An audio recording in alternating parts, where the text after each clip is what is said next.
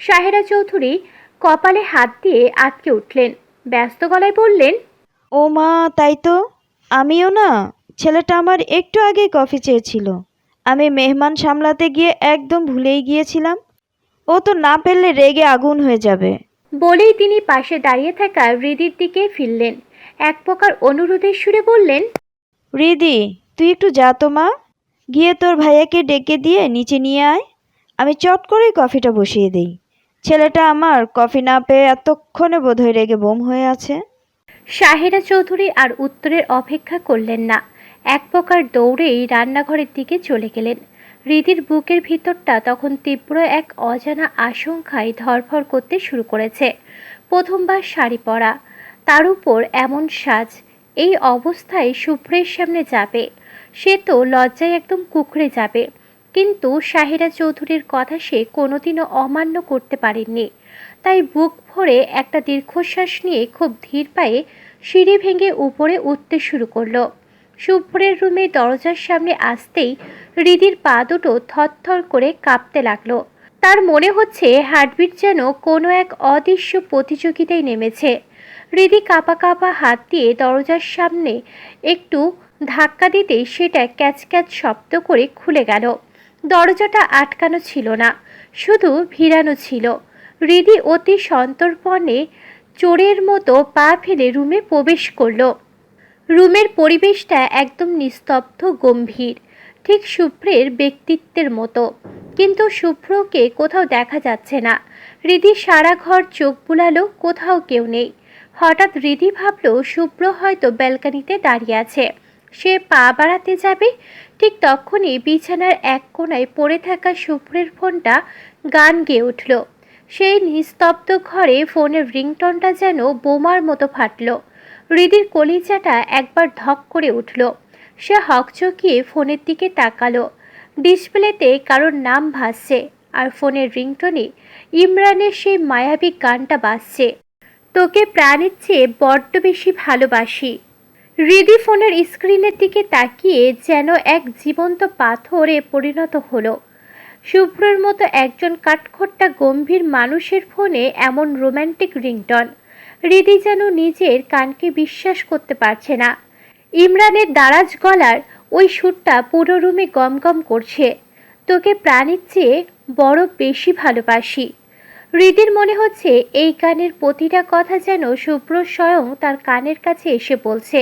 সে মন্ত্রমুগ্ধের মতো দাঁড়িয়ে সেই গানের রেশটুকু অনুভব করতে লাগলো। হৃদি যেন এই রোম্যান্টিক গানের আবেশে মোহগ্রস্ত হয়ে এক মুহূর্তের জন্য যেন সব ভুলে গেল। কিন্তু সেই ঘোর বেশিক্ষণ ক্ষণস্থায়ী হলো না। হঠাৎ কারোর ভারী আর গম্ভীর পায়ের আওয়াজে পুরো ঘরটা যেন থমকে গেল। সেই চেনা অথচ গম্ভীর পদশব্দটা কানে পৌঁছাতেই হৃদির শরীরের ভিতর দিয়ে এক হিমশীতল স্রোত বয়ে গেল। হৃদি খুব ধীরে ধীরে তার ঘাড় ঘুরিয়ে দরজার দিকে তাকালো। তার তাকানো মাত্রই তার আত্মাটা এক পলকে ছ্যাঁত করে উঠল।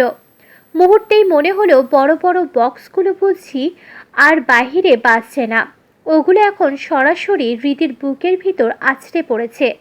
বুকে ধরফরানিটা এতই তীব্র আর উচ্চ শব্দ হচ্ছে যে হৃদির মনে হচ্ছে সামনে দাঁড়িয়ে থাকা মানুষটাও বোধ হয় তার হৃৎপিণ্ডের প্রতিটা কম্পন স্পষ্ট শুনতে পাচ্ছে। হৃদি পাথরের মতো স্থির হয়ে দাঁড়িয়ে রইল। তার চোখের মনি কাঁপছে, ঠোঁট দুটো ভয়ে আর বিস্ময়ে সামান্য ফাঁক হয়ে গেছে। সামনে দাঁড়িয়ে থাকা ওই মানুষটার তীক্ষ্ণ চোখের দৃষ্টি যেন হৃদির অস্তিত্বকে ভেদ করে চলে যাচ্ছে।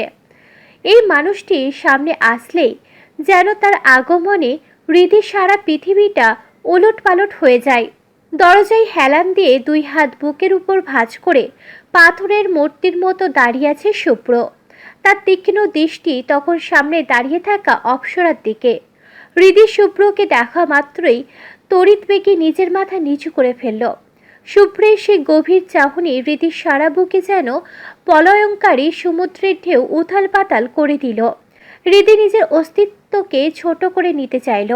সে অনেক কষ্টে নিজের ভিতরে জমে থাকা সবটুকু সাহস জোগাড় করে শুভ্রের রুমের মাঝখানে এসে দাঁড়ালো। তারপর ভাঙা আর কাপা গলায় কোনো মতে বলল, ওই আসলে ভাইয়া মামি আপনাকে ডাকছে, নিচে এখন রেডি হয়ে, নাহলে মামা রেগে যাবেন। কিন্তু শুভ্রের মুখে কোনো কথা নেই। তার ঠোঁট দুটো শক্ত করে বন্ধ। সে অদ্ভুত সম্মোহীন চোখে রিধির দিকে এক পলক তাকিয়ে আছে। শুভ্রের এই অবিচল আর নিঃশব্দ দৃষ্টি তীব্রতায় হৃদির ভিতর থেকে থরথর করে কাঁপতে শুরু করলো। তার মনে হচ্ছে ঘরের বাতাসটুকু বুঝি কেউ শুষে নিয়েছে। হৃদি প্রবল অস্বস্তিতে নিজের হাতের আঙ্গুলগুলো কচলাতে কচলাতে খুব মিনমিন করে বলল, ভাইয়া এইভাবে তাকিয়ে কে দেখছেন? শুভ্র এবার নিজের জায়গা থেকে এক চুলও নড়ল না। সে সেই স্থির দাঁড়িয়ে থাকা অবস্থাতেই হৃদির অশ্রুসিক্ত অথচ মায়াবী চোখের দিকে সরাসরি তাকালো। তারপর এক অদ্ভুত ভারী আর গহীন গলায় বলল, তোকে। হৃদি ঠিক যেন হাই ভোল্টেজ বিদ্যুৎ শটের মতো চমকে উঠল। সে নিজের কানকে বিশ্বাস করতে পারে না। তোতলাতে তোতলাতে বলল, আমাকে? মানে কি দেখছেন? শুভ্র এবার নিজের সেই ঘোর লাগা ভাবটা ঝেড়ে ফেলে বেশ গম্ভীর হয়ে সোজা হয়ে দাঁড়ালো। তারপর দুই হাত পকেটে ঢুকিয়ে দিয়ে হৃদির আপাত মস্তক একবার অবজ্ঞার দৃষ্টিতে দেখে নিয়ে সরাসরি বলল, দেখছি তোকে শাড়িতে ঠিক কার মতো লাগছে, কাউয়া নাকি জেব্রার মতো? হৃদির চোখ যেন কপালে উঠে গেল। অপমানে আর বিস্ময়ে সে চিৎকার করে বলতে চাইল, কিন্তু গলা দিয়ে শুধু বের হলো, কি? আমাকে কাউয়ার জেব্রার মতো লাগছে? শুভ্র মুখ আর নাক কুঁচকে একরাশ বিরক্তি নিয়ে বলল, তার থেকেও খারাপ। যা আমার মুখে বললে আমার মুখও খারাপ হয়ে যাবে। এই তোকে শাড়ি পরতে কে বলেছে রে? It's totally disgusting. হৃদি মাথাটা একদম নিচু করে ফেলল। অভিমানে আর অপমানে তার ঠোঁট দুটো আপনা আপনি ফুলে উঠল। সে ধরা গলায় কোনো মতে বলল, কেউ বলেনি, আমি নিজে থেকেই পড়েছি। শুভ্র এবার নিজের কণ্ঠস্বর আরো এক ধাপ চড়িয়ে অত্যন্ত কড়া গলায় বলল, আদারওয়াইজ তোকে জানো আমি আর কখনো শাড়ি পরতে না দেখি। বিশেষ করে শাড়ি পরে কখনো আমার সামনে আসবি না তুই। Let that be remembered. শেষের কথাগুলো একদম কড়া ধমকের সুরে বলে শুভ্র আর এক মুহূর্ত সেখানে দাঁড়ালো না। সে গটগট করে হেঁটে ওয়াশরুমের দিকে চলে গেল। শুভ্রের এই ধমকে হৃদি থরথর করে কেঁপে উঠল। সে ভাবতেও পারেনি শুভ্র তাকে এইভাবে এতটা অপমান করবে। তার মানে সে শুভ্রের চোখে এতটুকু সুন্দর না। নিচে শুভ্রা আর বাকি সবাই যখন তাকে ঘিরে ধরে বলেছিল সুন্দর লাগছে, সে নিজেও আয়নায় দেখে অবাক হয়েছিল। কিন্তু সেই সৌন্দর্যটা শুভ্রের চোখে ধরা পড়ল না। সে শুধু শুভ্রের কাছে একটা বিরক্তিকর বস্তু ছাড়া আর কিছুই নয়। হৃদির বুকটা হাহাকারে দুমড়ে মুচড়ে উঠল। অপমানে আর তীব্র যন্ত্রণায় সে সেখানে আর এক মুহূর্ত দাঁড়িয়ে থাকার শক্তিটুকুও পেল না। চোখে নোনা জল গাল বেয়ে নামার আগে সে ঝড়ের বেগে শুভ্রের রুম থেকে বেরিয়ে গেল। মনে মনে চিৎকার করে বলতে লাগলো, কোনোদিন শাড়ি কেন চাইবো এই চেহারা নিয়ে আপনার সামনে যেন না পড়ি। এইদিকে শুভ্র ওয়াশরুমে ঢুকেই রাগে গজগজ করতে করতে নিজের টি শার্টটা খুলে এক কোণে ছুঁড়ে মারল। সজোরে শাওয়ারটা ছেড়ে দিয়ে সে পানির নিচে গিয়ে দাঁড়ালো। শুভ্রের শরীরটা যেন কোনো দক্ষ ভাস্করে নিখুঁত হাতে গড়া এক জীবন্ত ভাস্কর্য। শাওয়ারের ধারালো পানির ঝাপটা আর চাওড়া কাঁধ আর সুটাম পিঠের ওপর আছড়ে পড়ছে। দীর্ঘদিনের জিম করা সেই কঠিন শরীরের পানির বিন্দুগুলো মুক্তোর মতো চিকচিক করছে। তার বুকের সুগঠিত পেশি আর সিক্স প্যাক অ্যাপসগুলো ভিজে গিয়ে এক অদ্ভুত পৌরসদীপ্ত আকর্ষণ তৈরি করেছে। হাতের পেশি বাহু বাইপসগুলোর রাগে আর উত্তেজনায় ফুলে আছে। সেখানে স্পষ্ট হয়ে উঠেছে গায়ের নীলাভ শিরা। যে কোনো মেয়ের হৃদস্পন্দন থামিয়ে দেওয়ার জন্য শুভ্রের এই বিধ্বংসী লুকটাই যথেষ্ট। শুভ্র দু হাতে নিজের ভেজা চুলগুলো পিছনে ঠেলে দিয়ে চোখ দুটো শক্ত করে বন্ধ করল। কিন্তু মুহূর্তেই সেই ঘুটঘুটে অন্ধকারে ভেসে উঠল হলুদ শাড়িতে মোড়ানো এক মায়াবী প্রতিমা। শুভ্র ফট করে চোখ খুলে ফেলল। বুকটা কামারশালের মতো ওঠানামা করছে। শাওয়ারের পানি আর ধারালো থুতনি পেয়ে টপ টপ করে গড়িয়ে পড়ছে। সে কোমরে হাত দিয়ে ফোঁস ফোঁস করে তপ্ত শ্বাস ছাড়তে লাগলো। হঠাৎ আবার আয়নার দিকে তাকিয়ে মাথার চুলগুলো অবাধ্যভাবে মুঠো করে ধরল। নিজের অজান্তেই তার ঠোঁট কামড়ে বিড়বিড় করে বললে, অপ্সরা। She looks exactly like an apsara. গায়ে হলুদের সে রমরমা উৎসবের মাঝেও হৃদিকে কোথাও দেখা গেল না।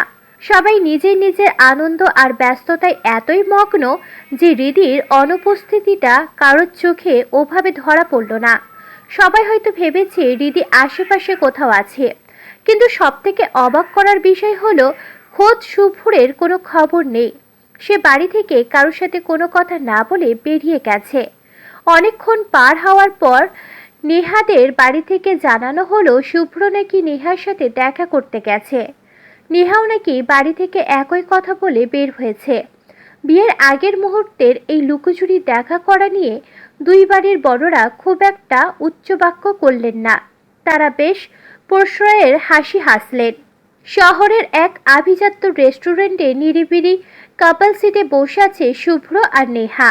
শুভ্রের ঠিক পাশে ছায়ার মতো গম্ভীর হয়ে দাঁড়িয়ে আছে তার ব্যক্তিগত দেহরক্ষী ঈশান। শুভ্র একদম নিশ্চল পাথরের মতো বসে আছে। তার চোখে সেই শীতল চাহনি রেস্টুরেন্টের এসির বাতাসকেও যেন আরো হিমশীতল করে দিয়েছে। নেহার মুখে এক চিলতে বাঁকা হাসি। সে কফিতে আয়াসি চুমুক দিয়ে কিছুটা স্টাইল করে শুভ্রর চোখের দিকে তাকালো। তারপর ন্যাকামি মেশানো স্বরে বলল, উফ শুভ্র, এমন চুপ করে আছো কেন? হঠাৎ তুমি আমাকে এখানে ডাকলে কেন? আমি তো ভেবেছিলাম বিয়ের আগে তুমি আমাকে কোনো স্পেশাল সারপ্রাইজ দিবে, কিন্তু এখানে এনে এভাবে মূর্তির মতো বসিয়ে রাখার মানে কি? শুভ্র এবার খুব শান্তভাবে নেহার দিকে তাকালো। তার চোখের মনি দুটো স্থির আর শীতল। সে অত্যন্ত নিচু কিন্তু স্পষ্ট স্বরে বলল, আমি তোমাকে বিয়ে করব না নেহা। শুভ্রের এমন বিস্ফোরক মন্তব্য নেহা একটুও বিচলিত হলো না, বরং সে কোনো এক অশুভ তৃপ্তিতে নিজের চুলগুলো স্টাইল করে গুছিয়ে নিল। বেশ একটা অহংকারী আর বড়লোকি ভাব নিয়ে সবাই পিঠ ঠেকিয়ে বসে শুভ্রর দিকে তাকিয়ে বলল, এর কথা এখন বলতে আর কোনো লাভ নেই শুভ্র। কাল আমাদের বিয়ে, হাতে আর মাত্র কয়েকটা ঘন্টা সময়। শুভ্রর চোখে মুখে কোনো ভাবান্তর হলো না। সে আগের মতোই গম্ভীর গলায় বলল, তা কাল বিয়ে, কিন্তু বিয়ে তো হয়নি এখনো। নেহা কফির কাপটা টেবিলে রেখে বাঁকা হেসে বলল, হয়ে যাবে, সব ঠিকঠাক মতোই হয়ে যাবে। শুভ্র এবার একদম শান্ত চোখে নেহার দিকে তাকিয়ে বলল, কিন্তু নেহা, আমি যদি বলি বিয়েটা হবে না, এনি চান্স? নেহা একটুও ঘাবড়ালো না।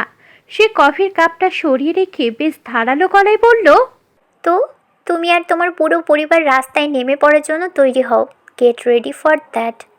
শুভ্র এবার কিছুটা তাচ্ছিল্যর হাসি দিয়ে বলল, নেহা, তোমার মনে হচ্ছে না তুমি আমাকে ব্ল্যাকমেইল করে বিয়ে করছো? ইজ দিস রিয়েলি কল্ড লাভ?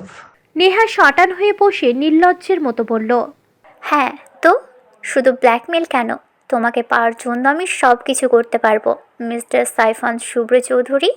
শুভ্র এবার সরাসরি নেহার চোখের দিকে তাকিয়ে অত্যন্ত ঘেন্নার সাথে বলল, যদি গু খেতে বলা হয় তাহলে কি তুমি গুই খাবে? Will you do that? শুভ্রর সেই কুরুচিপূর্ণ কথা শেষ হতে না হতেই পাশে দাঁড়িয়ে থাকা ঈশান আর নিজের হাসি চেপে রাখতে পারল না। সে ফিক করে হেসে দিল। নেহা এবার অপমানে আর রাগে রিরি করে উঠল। সে অগ্নিদৃষ্টিতে শুভ্রর দিকে তাকিয়ে গর্জে উঠে বলল, হোয়াট দ্য হেল শুভ্র, তুমি কি আমার সঙ্গে জোকস করছো? Are you out of your mind? Shubhra এবার নিজেই সোফায় একদম আয়েশ করে হেলান দিয়ে বসল। তার চোখে মুখে কোনো বিকার নেই, বরং এক অদ্ভুত নির্লিপ্ততা। সে বরফ শীতল গলায় বলল, নেহা, আমার বেশি কথা বলা একদম পছন্দ না। I just don't like it. তুমি কি সোজা আঙ্গুলে বিয়েটা ক্যান্সেল করবে, নাকি আমাকে আঙ্গুল বাঁকাতে হবে? Don't push my limits. Neha এবার তাচ্ছিল্যের হাসি হেসে বলল, শুভ্র, তুমি কিন্তু বড্ড বেশি জেদ দেখিয়ে কথা বলছো আমার সাথে। তুমি হয়তো ভুলে গেছো তোমাদের কোম্পানি এখন আমাদের ডিলের উপর টিকে আছে। আমরা যদি জাস্ট একটা সাইন দিয়ে ডিল ক্যান্সেল করে দিই, তবে তোমার পুরো পরিবারকে কাল রাস্তায় বসতে হবে। শুভ্র নিজের জায়গায় অটল থেকে শান্ত গলায় বলল, সেটা নিয়ে তোমার এক ফোঁটাও ভাবতে হবে না। I can handle my family. এখন জাস্ট বলো, বিয়ে ক্যান্সেল করবে কিনা? নেহা জেদি গলায় শটান হয়ে বসে উত্তর দিল, একদম না। আমি চৌধুরী বাড়ি আর সাইফান শুভ্র চৌধুরীর ওয়াইফ হয়ে ছাড়ব। That's my final decision. Shubhra এবার আর কোনো তর্কে গেল না। তার ধৈর্যের বাঁধ যেন ভেঙে গেছে। সে কেবল এক পলক ঈশানের দিকে তাকালো। সে তীক্ষ্ণ আর সংকেতময় চাহনি দেখে ঈশান বুঝে নিল বস এখন কি চাইছে। ঈশান এবার নিজের পকেট থেকে ফোন বের করে নেহার দিকে তাকিয়ে শান্ত অথচ গম্ভীর গলায় বলল, এক্সকিউজ মি ম্যাম, আপনার জন্য বস একটা স্পেশাল সারপ্রাইজ দেখেছে। যদি পারমিশন দেন তবে সারপ্রাইজটা আমি এখনই দেখাতে পারি। নেহা ভুরুকুচকে অবাক হয়ে ঈশানের দিকে তাকিয়ে বলল, কিসের সারপ্রাইজ? ঈশান এবার তার হাতের ফোনটা দ্রুত ঘেঁটে একটা ভিডিও প্লে করে সরাসরি নেহার চোখের সামনে ধরল। ফোনের স্ক্রিনে ভেসে ওঠা দৃশ্যগুলো দেখা মাত্রই নেহার সরাসরি এক নিমিষে বরফের মতো শীতল হয়ে গেল। তার বড় বড় চোখ দুটো কোটর থেকে বেরিয়ে আসার উপক্রম হলো। মুহূর্তের মধ্যেই তার সাজানো মুখের রং ফ্যাকাশে হয়ে গেল আর কপাল বেয়ে দরদর করে ঘাম ঝরতে লাগলো। তার ঠোঁট দুটো ভয়ে কাঁপতে শুরু করেছে। পরদিন সকালবেলা চৌধুরী বাড়ি যেন একটা জমজমাট মেলা। চারিদিকে সাজ সাজ রব আর মানুষের গুঞ্জন। সবাই যার যার পছন্দ মতো দামি পোশাক পরে তৈরি হয়েছে রাজকীয় বিয়েবাড়িতে যাওয়ার জন্য। রিদিও তৈরি হয়েছে একদম সাদামাটা ভাবে। সবার ভিড়ে নিজেকে মিশিয়ে নিয়েছে সে। তার ভিতরটা যেন আগ্নেয়গিরির মতো ফেটে যাচ্ছে, কিন্তু অনেক কষ্টে সে নিজের মুখটাকে পাথরের মতো শক্ত রেখেছে। সে মনে মনে ঠিক করে নিয়েছে আজ বিয়েবাড়ি থেকে ফিরে সে কাঁদবে, অনেক কাঁদবে। ততক্ষণ কাঁদবে যতক্ষণ না বুকের এই চিনচিনে ব্যথাটা একটু শান্ত হয়। কিন্তু অবাক করার বিষয় হলো যার বিয়ে সেই বরেরই কোনো পাত্তা নেই। সকাল গড়িয়ে দুপুর হতে চলল, অথচ শুভ্র রুমের দরজা এখনো খোলেনি। সোহান চৌধুরীর কয়েকবার গিয়ে দরজায় কড়া নেড়েছেন, কিন্তু ভিতর থেকে কোনো সাড়া শব্দ আসেনি। মেহমানরা সব রেডি, অনেকে তো গাড়িতে গিয়ে বসেও পড়েছে। বাড়ির আত্মীয় স্বজনরা হলরুমে বসে অপেক্ষা করছে। রিধি, শুভ্রা, পাখি আর মিহিদের সাথে এক কোণায় চুপচাপ দাঁড়িয়ে আছে। কারোর মুখে কোনো কথা নেই। সোহান চৌধুরী হলরুম জুড়ে অস্থিরভাবে পায়চারি করছেন। তার গম্ভীর মুখ দেখে বোঝা যাচ্ছেন তিনি কতটা রেগে আছেন। রাগে তার কপালটা কুঁচকে আছে। অনেকক্ষণ পর অবশেষে শুভ্র রুম থেকে বের হলো। শুভ্রকে সিঁড়ি দিয়ে নামতে দেখেই শুভ্রা উত্তেজিত হয়ে চিল্লিয়ে উঠল। ওই ওই তো ভাইয়া আসছে। সবাই একসাথে সিঁড়ির দিকে তাকালো, কিন্তু পরক্ষণে উপস্থিত সবাই যেন এক বড়সড় শক খেল। যেখানে শুভ্রের পরনে থাকার কথা জমকালো শেরওয়ানি, সেখানে সে একটা সাদা ধপধপে সাধারণ শার্ট আর নীল ট্রাউজার পরে নামছে। চুলগুলো হালকা ভেজা, যা কিছুটা অবাধ্যভাবে তার কপালের উপর লেপ্টে আছে। তার চোখে মুখে কোনো উত্তেজনা নেই, বরং এক অদ্ভুত আর রহস্যময় প্রশান্তি খেলা করছে। শুভ্র সোজা নিচে নেমে কারোর দিকে এক পলকও না তাকিয়ে ডাইনিং টেবিলের চেয়ার টেনে বসল। তারপর শাহেরা চৌধুরীর উদ্দেশ্যে খুব স্বাভাবিক গলায় বলল, আম্মু, খুব খিদে পেয়েছে, খেতে দাও। পুরো হলরুমে এক পিনপতন নীরবতা নেমে এলো। সবাই একে অপরের মুখের দিকে তাকাচ্ছে। বিয়ের লগ্ন পার হয়ে যাচ্ছে, বরযাত্রী যাওয়ার সময় হয়ে গেছে, আর বর এখন খেতে চাইছে, তাও আবার এই সাদামাটা পোশাকে। শাহেরা চৌধুরী কথা বাড়ালেন না। তিনি তড়িঘড়ি করে শুভ্রর সামনে খাবার বেড়ে দিলেন। শুভ্র যেন চারপাশে এই হাহাকার আর উত্তেজনা থেকে অনেক দূরে। সে বেশ আয়েশ করে নিঃশব্দে খেতে লাগলো। এতক্ষণ সোহান চৌধুরী দাঁতে দাঁত চেপে নিজেকে সামলে রাখলেও শুভ্রর এই চরম নির্লিপ্ততা দেখে তিনি আর ধৈর্য ধরে রাখতে পারলেন না। তিনি হনহন করে শুভ্রর পাশে এসে দাঁড়ালেন এবং কর্কশ কণ্ঠে ধমক দিয়ে বললেন, শুভ্র, তুই কি ছোট বাচ্চা যে তোর বুঝিয়ে বলতে হবে বিয়ের দিন বরে কি করতে হয়? What is wrong with you? আমরা সবাই যে এখানে তৈরি হয়ে দাঁড়িয়ে আছি সেটা কি তোর চোখে পড়ে না? তোর আজ বিয়ে, আর তুই এত স্বাভাবিক আচরণ করছিস কীভাবে? বাবার এক নাগাড়ে ধেয়ে আসা এতগুলো প্রশ্নের মুখেও শুভ্র একটুও ঘাবড়ালো না। সে খুব ধীরস্থিরভাবে তার প্লেট থেকে এক লোকমা মুখে তুলে নিল। তারপর বাবার দিকে তাকিয়েই অত্যন্ত শান্ত স্বরে বলল, আব্বু, আপনি তো শিখিয়েছেন খাওয়ার সময় কথা বলতে নেই। শুভ্রর এমন ঠান্ডা আর যুক্তি নির্ভর জবাবে সোহান চৌধুরী এক মুহূর্তের জন্য থমকে গেলেন। তার চোয়াল শক্ত হয়ে এলো। তিনি আবারও গর্জে উঠে বললেন,